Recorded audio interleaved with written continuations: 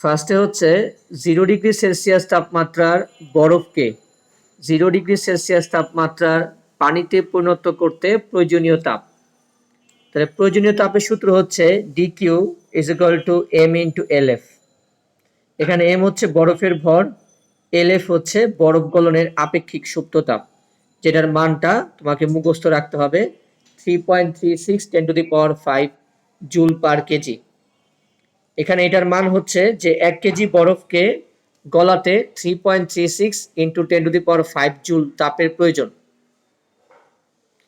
এবার এখান থেকে তোমাকে করতে হবে এনট্রপির পরিবর্তন বের করবা। এনট্রপির পরিবর্তন আমরা জানি সূত্র হচ্ছে dq/t।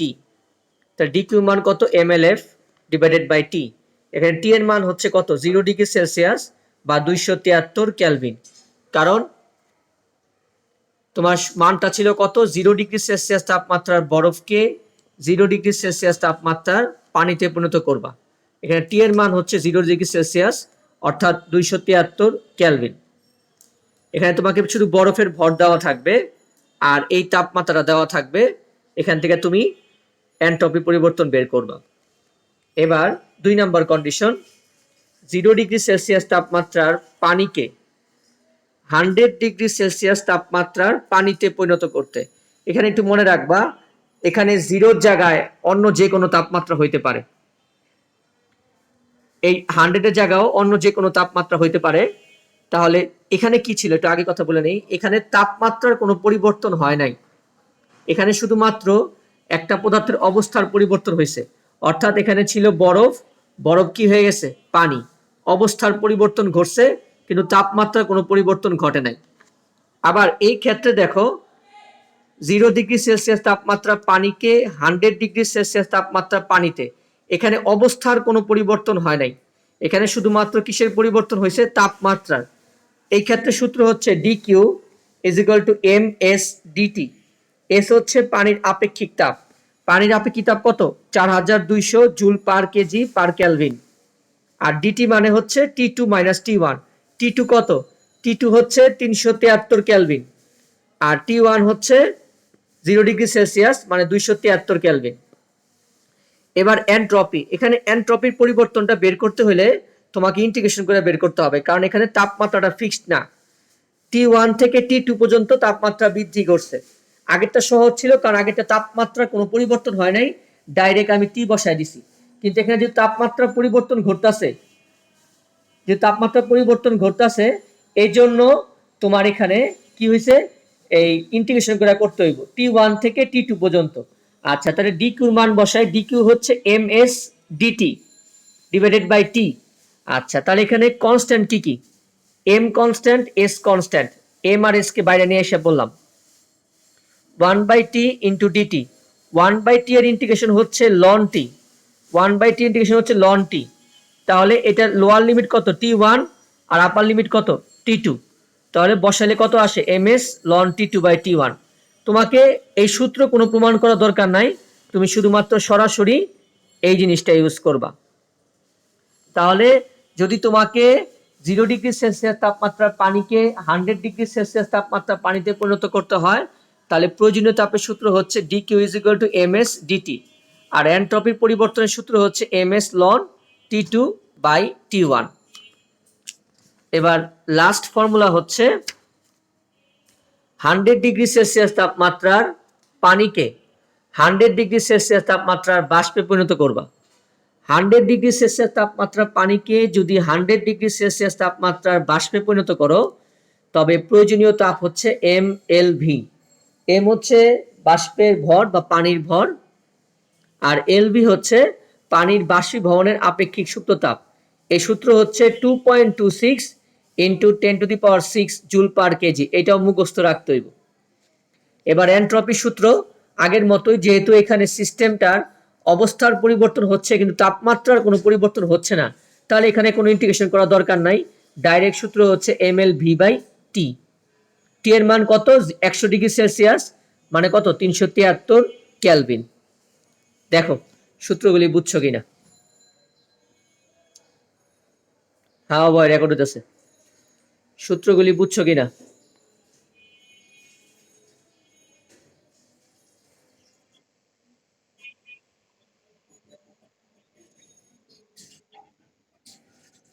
প্রথমটা ছিল 0°C তাপমাত্রার বরফকে 0°C তাপমাত্রার পানিতে পরিণত করতে প্রয়োজনীয় তাপ সূত্র হচ্ছে MLF। LF হচ্ছে বরফ গলনের আপেক্ষিক সুপ্ত তাপ, যার মান হচ্ছে 3.36। হ্যাঁ,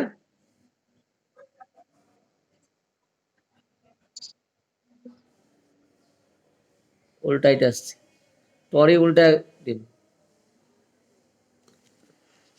0°C তাপমাত্রার বরফকে 0°C তাপমাত্রার পানিতে পরিণত করতে প্রয়োজনীয় তাপ DQ সমান হচ্ছে MLF, আর LF হচ্ছে 3.36 10⁵ আর এনট্রপি পরিবর্তন হচ্ছে MLF/T। দেখ বুঝছ বাকিরা? আচ্ছা, এবার অঙ্কে যাই। ক্যালকুলেটর বাই কর, আমার ক্যালকুলেটর নাই।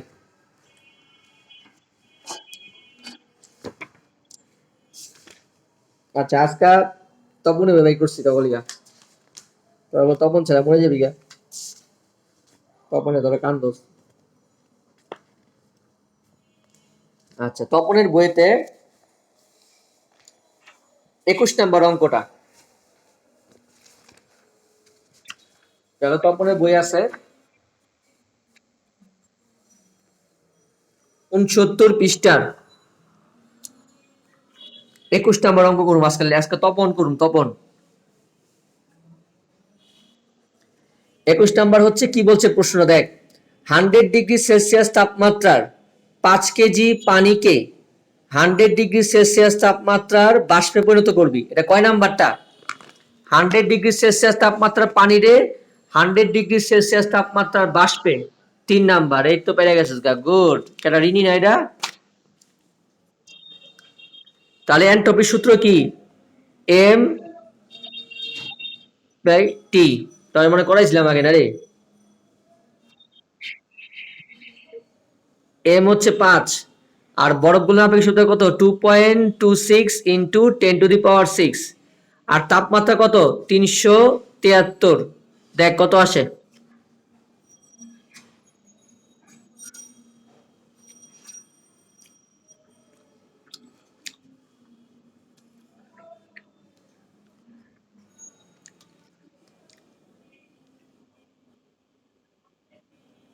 আরে বড় আগাছুরা ক, কত? একজন একজন ক। হুম, ঠিক আছে, রিডিমটাও ঠিক আছে। 294, হ্যাঁ হ্যাঁ, 294 ঠিক আছে। সহজ অঙ্ক একদম। এবার 22 নাম্বারটা, 22 নাম্বারটা বলছে 0°C তাপমাত্রার 0.5 কেজি বরফকে 0°C তাপমাত্রা পানিতে, কয় নাম্বারটা? কত? 1 নাম্বারটা, হ্যাঁ। এই যে 0°C তাপমাত্রার বরফকে 0°C তাপমাত্রার পানি, তাহলে এটার এনট্রপি সূত্র হচ্ছে DS = MLF/T। তাহলে কয় কেজি পানি বরফ দিছে? 0.5, LF হচ্ছে 3.36 × 10⁵, আর তাপমাত্রা হচ্ছে 0°C মানে 273 কেলভিন। দেখ কোথায় স্বচ্ছ বলতে কি? না না, এটা 10⁵, 10⁶ হইল বাষ্পেরটা। হুম,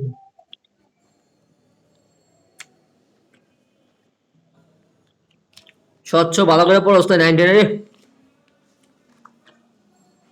স্বচ্ছ ফিজিক্স আগে পড়ছ, অপরস আগে পড়ছ না? ফাঁকিবাজি মারছ না? আচ্ছা, 23 নাম্বারটা কোন দরকার নেই আর। 23 নাম্বারটা হচ্ছে 21 নাম্বারটার মতো। 24 নাম্বারটা, 24 নাম্বারটা হচ্ছে 0°C তাপমাত্রার 5 কেজি পানিকে 100°C তাপমাত্রা উত্তীর্ণ করতে, তাহলে কত নাম্বার সূত্রটা? দুই নাম্বারটা সূত্র হচ্ছে কি এম এস লন T2/T1। আচ্ছা, তাহলে এম কত? এম হচ্ছে 5 কেজি। পানির আপেক্ষিক তাপ কত? 4200। লন T2 100 ডিগ্রি সেলসিয়াস মানে 373। আর T1 হচ্ছে 0 ডিগ্রি সেলসিয়াস মানে 273। দেখ কত হয়।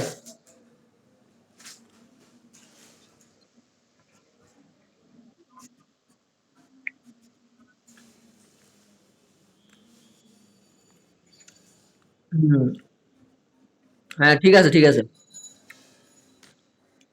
আমি সত্তরটা লিখলাম। আচ্ছা, এবার যাই একটা কলেজের কোশ্চেনে। কলেজের কোশ্চেনটা হচ্ছে, এটা হচ্ছে যাদের যদি টেস্ট পেপার থাকে কারো কাছে, এটা হচ্ছে Viqarunnisa school and college. Test পেপারের হচ্ছে 372 পৃষ্ঠা। আমি পাঞ্জেরি টেস্ট পেপারটা করাইতেছি।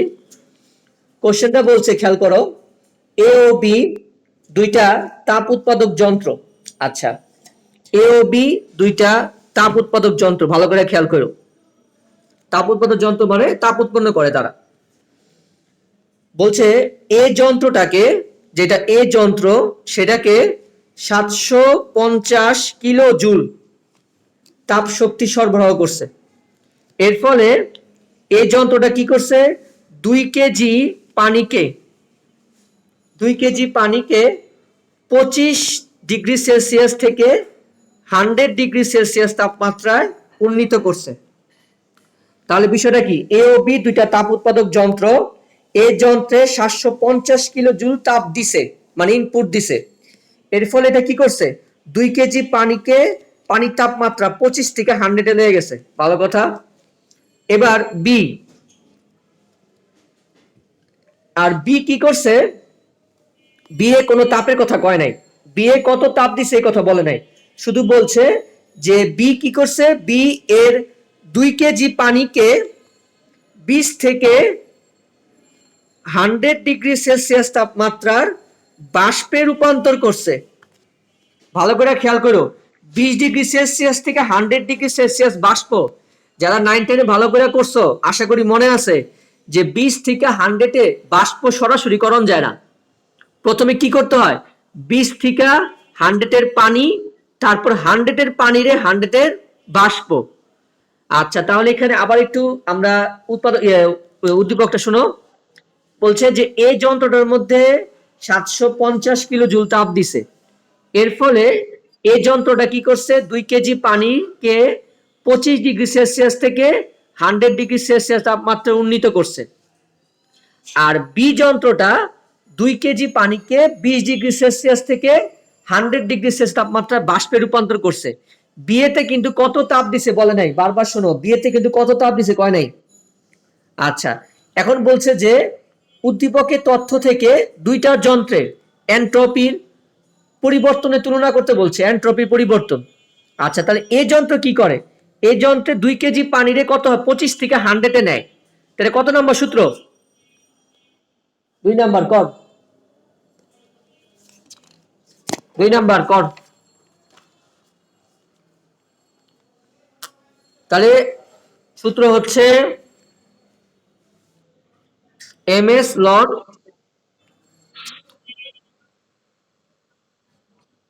না এটা বাষ্প না, শুধু পানি, অনলি পানি। এ এ কি করছে, শুধু পানি করছে, বাষ্প করে নাই। বি করছে বাষ্প।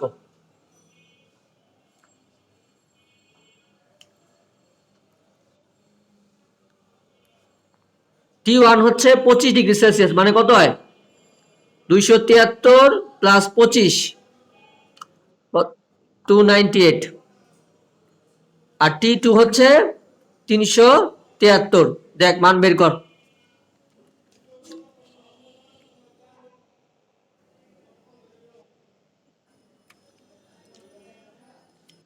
188 পয়েন্ট কত, 7 না? হ্যাঁ। এবার বীজযন্ত্র কি করছে, 2 কেজি পানিতে 20 থেকে 100-এর বাষ্প। তাহলে কয়টা স্টেপ হইব, দুইটা স্টেপ। প্রথম স্টেপে কি হইব 2 কেজি পানিরে 20 থেকে 100 এর পানি 2 কেজি পানিরে কি করুন 20 থেকে 100 এর পানি তাহলে 20 থেকে 100 এর পানির সূত্র কত ms লন T2/T1 আর 100 এর পানিরে 100 এর বাষ্প সূত্র কি ml v/T এটা হচ্ছে কত 20 ডিগ্রি সেলসিয়াস তাপমাত্রার পানিরে 100 ডিগ্রি সেলসিয়াস তাপমাত্রার পানি আর এটা কি করব 100 এর পানিরে 100 এর বাষ্প তাহলে আমরা করি 2 কেজি পানি আপেক্ষিক তাপ 4200 T2 হচ্ছে 100 ডিগ্রি সেলসিয়াস মানে 373 আর এটা হচ্ছে 293 2 কেজি পানি বাষ্পীভবন আপেক্ষিক সূত্র হচ্ছে 2.26 10 টু দি পাওয়ার 6 আর 373 নে কর একবারে কর একবার যোগ করে কর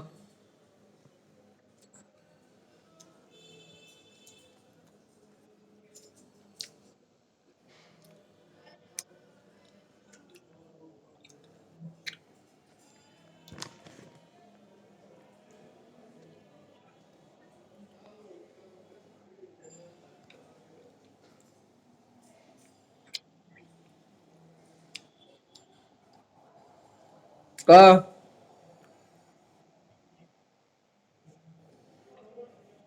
দশমিকের কস নাম ভগ্নাং ই না কইয়া সাইন্টিফিক না কইয়া 14188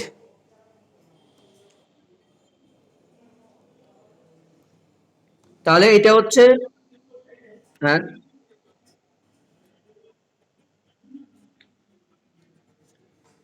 8000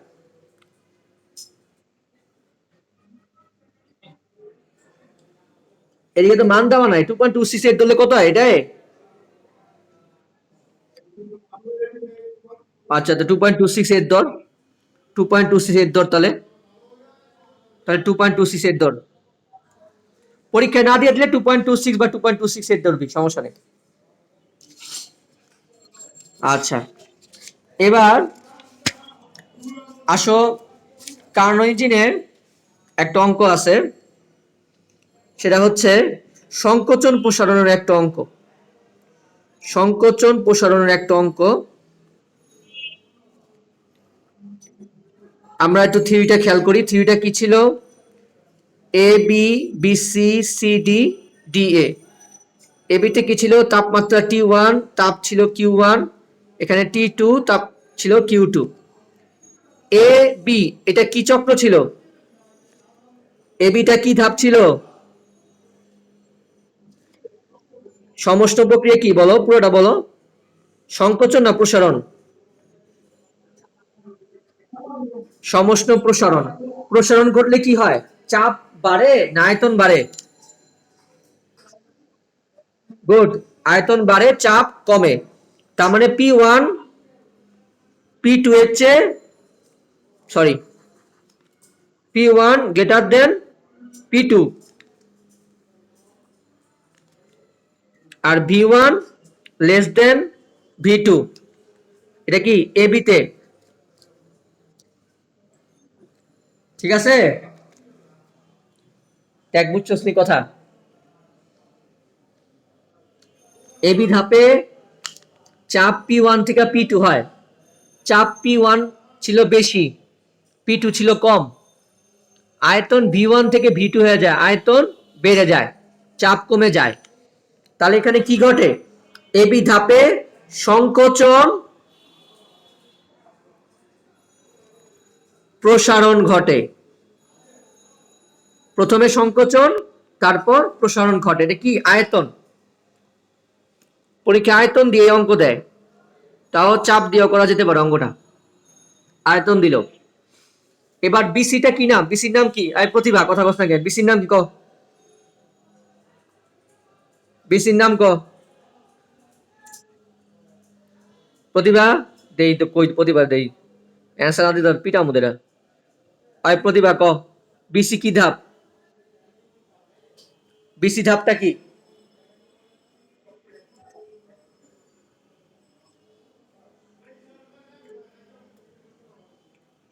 বিসিটা কি ধাপ?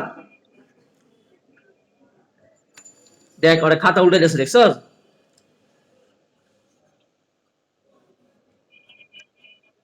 রুদ্রতাপীয় কি? রুদ্রতাপীয় প্রসারণ। বিসি হচ্ছে রুদ্রতাপীয় প্রসারণ। তাহলে বিসিতে মধ্যে কি ঘটবে? বিসির মধ্যে যদি প্রসারণ ঘটে, তার মানে আগের মতোই P2 গ্রেটার দেন P3 এবং V2 লেস দেন V3। ঠিক আছে, দেখ বিসিতে। এবার সিডি, সিডিতে কি হয়? সিডিতে সিডিতে সিডিতে হয় সমষ্ণ সংকোচন।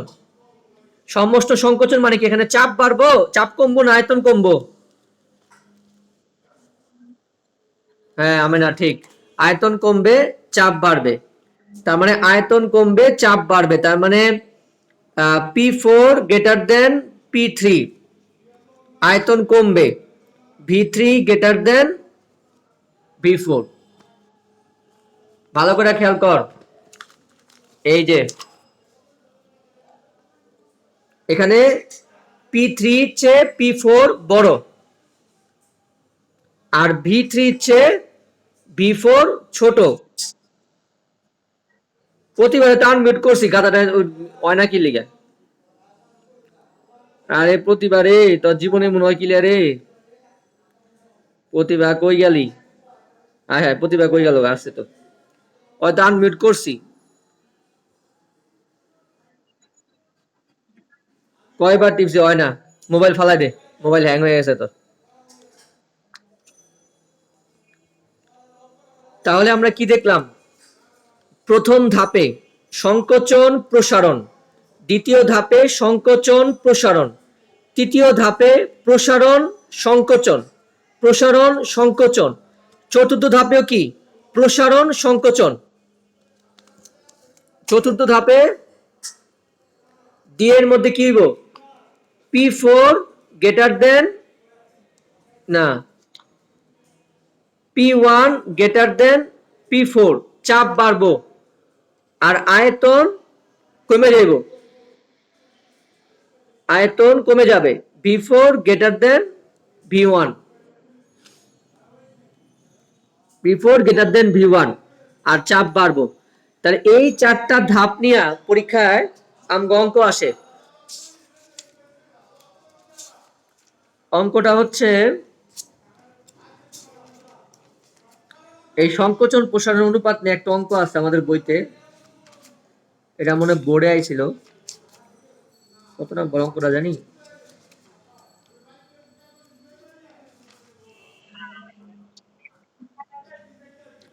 হ্যাঁ,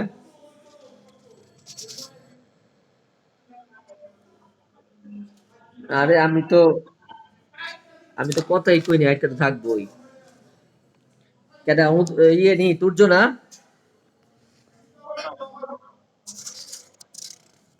ও, এই অঙ্কটা কই গেল জানি?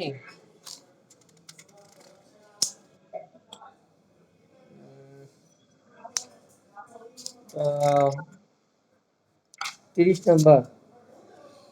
30 নাম্বার তো সহজ, 30 নাম্বার তো কয়ে দিছে সবকিছু। 30 নাম্বার তো সহজ অঙ্ক। না, 30 নাম্বারটা সহজ, বা 30 নাম্বারটা বলে দিছে, একটা অঙ্ক ছিল যেটা বলে নাই। আচ্ছা দেখ, এখানে 30 নাম্বারে এখানে একটা কার্নো ইঞ্জিন দিছে। কত মিনিট আছে আমগো? 26 সময় আছে।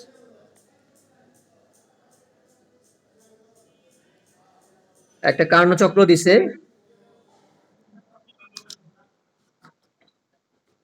সব আলোচনা করুম রে স্বচ্ছ, তুই থাকতে আমার কোনো ভরসা নাই।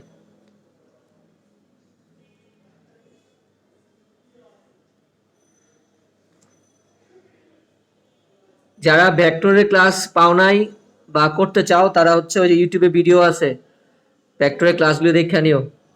আপেক্ষিক বেগ অঙ্ক, তারপর হচ্ছে তোমার বৃষ্টির অঙ্ক, ছাতার অঙ্ক, নৌকার অঙ্ক দেখা নিও। তোমার তো পারো না এগুলো আমি জানি, পরে টেস্টের পর আবার মাইন্ড বিট শুরু করবা। এমনগুলি ভালো করে দেখে নিও, ইউটিউবে ভিডিও আছে, দিছি আমি। আচ্ছা, এখানে কি কি দেওয়া আছে? বলছে এখানে কার্যনির্বাহী বস্তু হিসেবে 20 গ্রাম হিলিয়াম গ্যাস দিছে, 20 গ্রাম হিলিয়াম গ্যাস, ভালো করে দিস।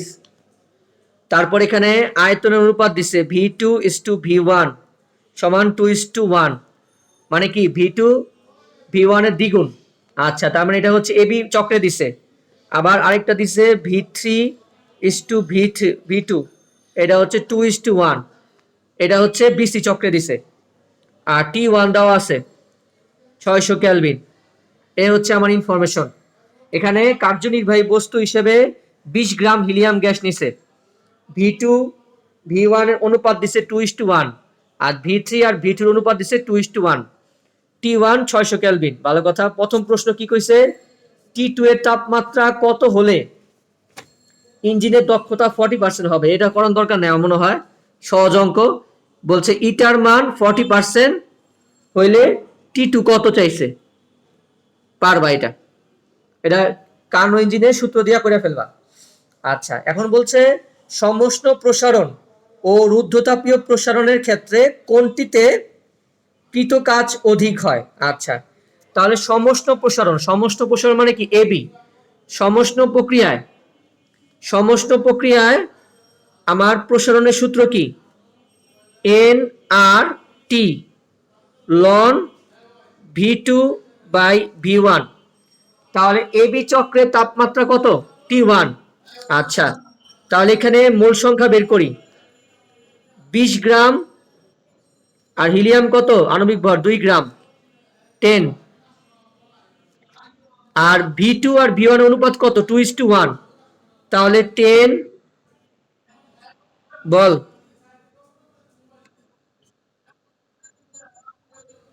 কোনটা শুনলি না তুই আবার?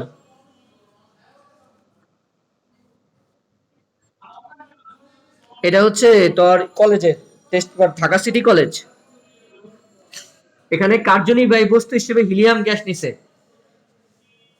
গ্যাস নিছে আর আয়তনের অনুপাত দেওয়া আছে, আর T1 দেওয়া আছে 600 কেলভিন। তাহলে প্রশ্ন করছে যে সমষ্ণ প্রসারণের কৃতকাজ বেশি হইব না রুদ্ধতাপীয় প্রসারণের কৃতকাজ বেশি হইব, এই প্রশ্ন চাইছে, সহজ প্রশ্ন। বের কত কত এ?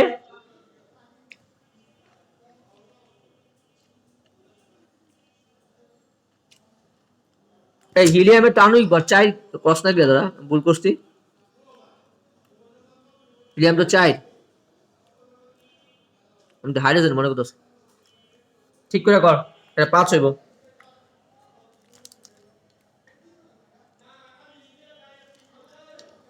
বল কত আসে?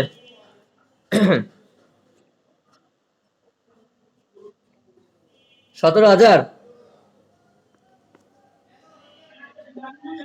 17,288 আচ্ছা, এত জুল। এটা হচ্ছে সমষ্ণ প্রসারণে কৃত কাজ।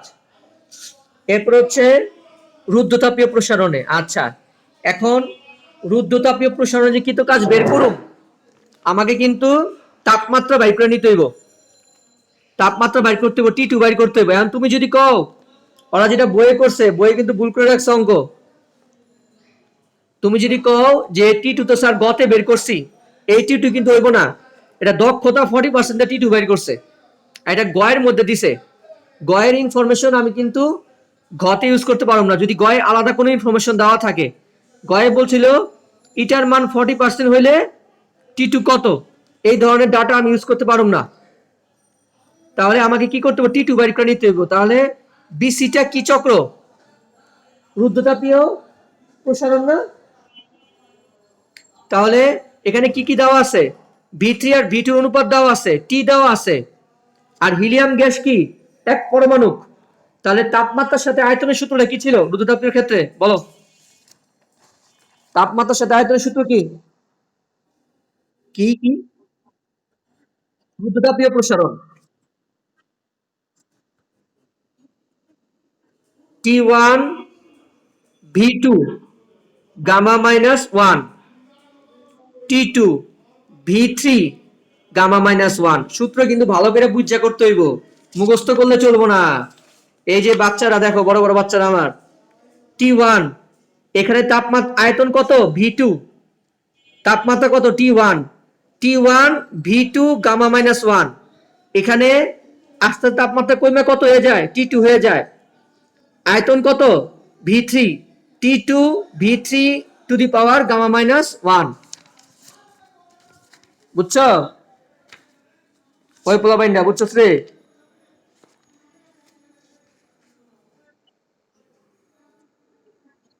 ওই তুই তো অ্যান্সার দিলি, তুই বুঝছ না গেলি কেন? এই যে এই জায়গায় তাপমাত্রা কত T1, আয়তন কত V2, বুঝছো? হ্যাঁ। তাহলে এখানে আমার T2 বাইর করতে হইব। তাহলে T2 ইজ ইকুয়াল টু কত আসে, T1 into V2 by V3 gamma minus 1।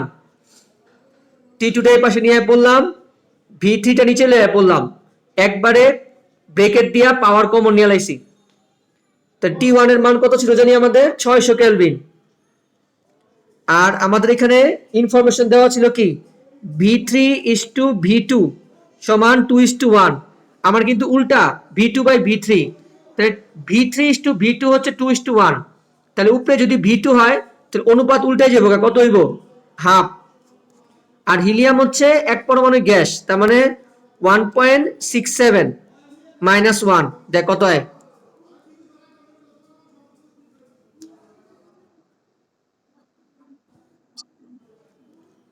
377.10। তাহলে এবার সূত্র,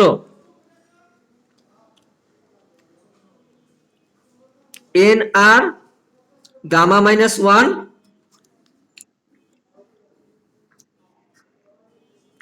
T1 মাইনাস T2। তাহলে N কত, 5, 8.314, গামা হচ্ছে 1.67 মাইনাস 1, T1 হচ্ছে 600, T2 হচ্ছে 377.104, দেখ কত আসে,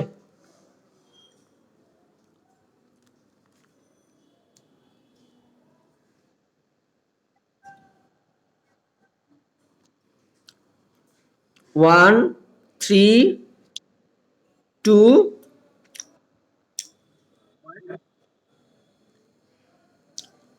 তাহলে কোন ক্ষেত্রে কৃতকাজ বেশি এলো, এটা 13,829, এটা 17,000। সমস্ত প্রক্রিয়ায় কৃতকাজ বেশি, ক কারণ কয়বার দেই, বড় বড় পণ্ডিতরা, সমস্ত প্রক্রিয়ায় কাজ কেন বেশি হয়, ক,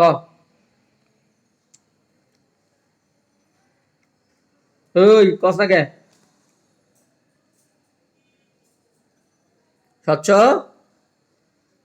স্বচ্ছ কই, প্রতিভা কই, কৌশিক কই, সূর্য কই, জাতির মাতারা কই সব আমার, অনন্যা বলো, জয়, মিতু, নীরব দর্শক, পিউ,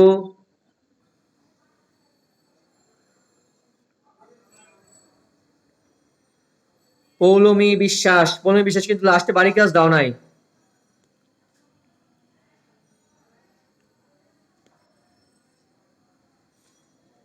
তোর জয় বল, কারণ কি, সমস্ত প্রক্রিয়ায় কৃতকাজ কেন বেশি হয়েছে,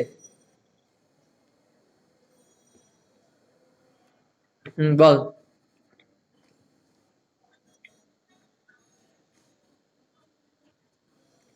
না, সমস্ত প্রক্রিয়ায় তাপ শক্তি গ্রহণ করলে কি, সমস্ত প্রক্রিয়ায় কাজ কেন বেশি হয়, হ্যাঁ,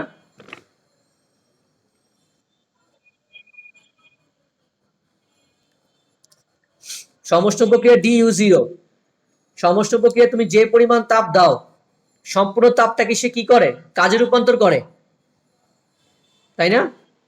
আর রুদ্ধতাপীয় প্রক্রিয়া কি হয়, হ্যাঁ, রুদ্ধতাপ প্রক্রিয়া তাপের কোনো আদান প্রদান হয় না।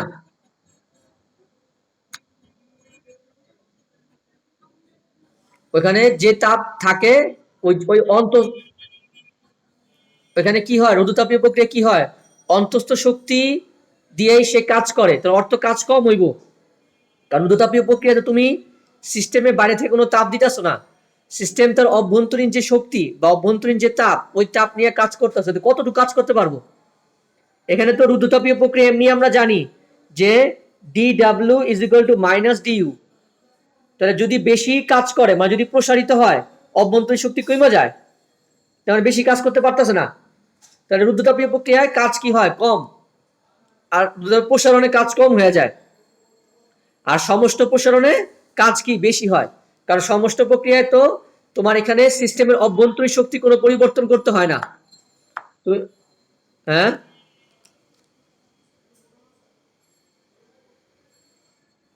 বল কি বলতেছ,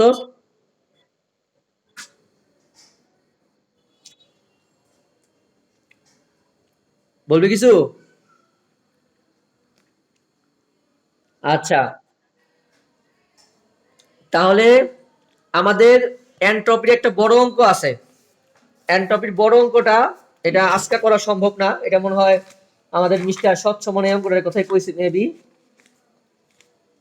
কোনটা? ও না, স্বচ্ছ 12 নম্বরটা লাগবো না, 12 নম্বরের প্রশ্ন ভুল, এটা না, 12 নম্বর করিস না, 12 নম্বরটা বাদ। 12 নম্বরটা বলতে হচ্ছে, অনেকে বলে দিই আমি, সেটা হচ্ছে রাজশাহী বোর্ড 17। বল প্রতিভা, বল।